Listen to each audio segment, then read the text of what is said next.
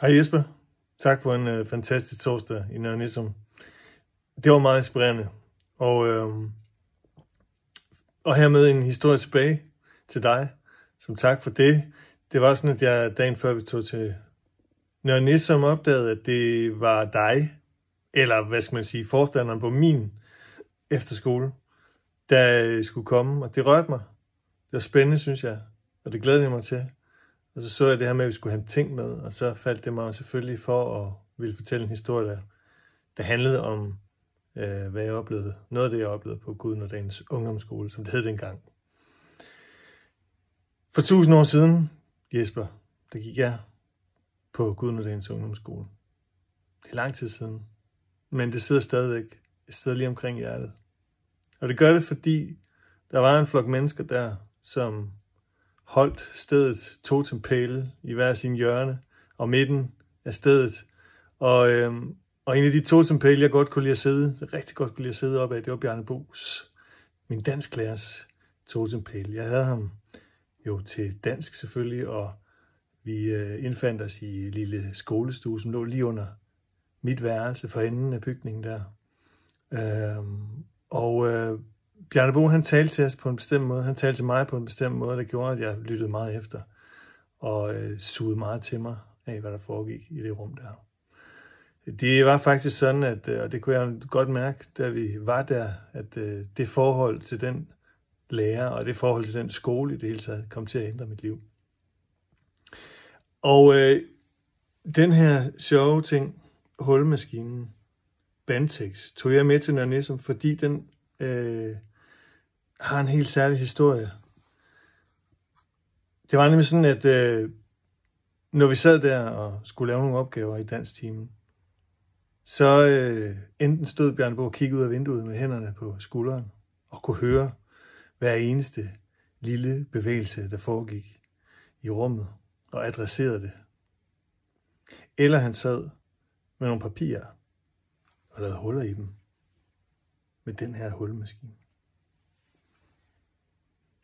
Og når vi sad der og skulle løse nogle opgaver i fællesskab og komme lidt ud af et spor, og pludselig hørte den der lyd, også det der papir, der knaser, så var det som sådan en puls, der gik gennem rummet. Noget, der fik os til lige at vågne op. Lige at huske på, hvad det var, vi havde gang i, hvor vi var på vej hen med det her, så vi ikke stak af. Der var ingen af os, der vidste, hvad han sad og lavede huller i op ved bordet, og hvad det var, han var fordybet i. Men lyden var vigtig. Det, han lavede, var vigtigt. Det gav os alle sammen noget at rette ind efter. Og da vi kom mod slutningen af efterskoleåret, og det hele bliver sådan lidt lyst og levende, og man godt lige tør og gå nogle steder hen. Kort øjeblik, hvor man ellers ikke gjorde måske i starten af efterskoleopholdet, så var der en aften, hvor jeg og en af mine venner, Anders, indfandt os i en lille skolestue. Det var spændende. Det var ikke meningen, man skulle være der, når ikke man havde timer, men det gjorde vi. Det var andægtigt rummet, for det der, vi havde dansk. Og Anders var også glad for Bjarne Boe. Og så stod hulmaskinen op på bordet. Og jeg skulle gå på efterskolen året efter. Så vi sagde til hinanden, nu laver vi noget fis med Bjarne Boe. Så tager vi hulmaskinen. Så efter sommerferien, Christian, så afleverer du den tilbage. Det var ballade. Men en god, sjov måde og kærligt at drille en lærer, vi havde holdt af. Så vi gjorde det. Med dierne, hænder og banken i hjertet, tog vi hulmaskinen og grinte på vej på trapperne. Og så tog jeg den ellers med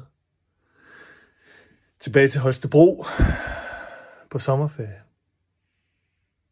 Men så skete der det, at blandt andet på opfordring af Bjarne Boe, så overvejede jeg, om jeg faktisk skulle gå i 10. klasse på Gudnådagens ungdomsskole. Og det valgte jeg faktisk, det skulle jeg ikke. Så jeg gik til gymnasiet i Holstebro Min senere vens far, rektor Hans Vangsgaard Hansen, kiggede på mig og sagde, det må du gerne. Og så var jeg pludselig gymnasieelev fra efter sommerferien. Hvilket også betød, at jeg ikke kunne levere hullemaskinen tilbage. Men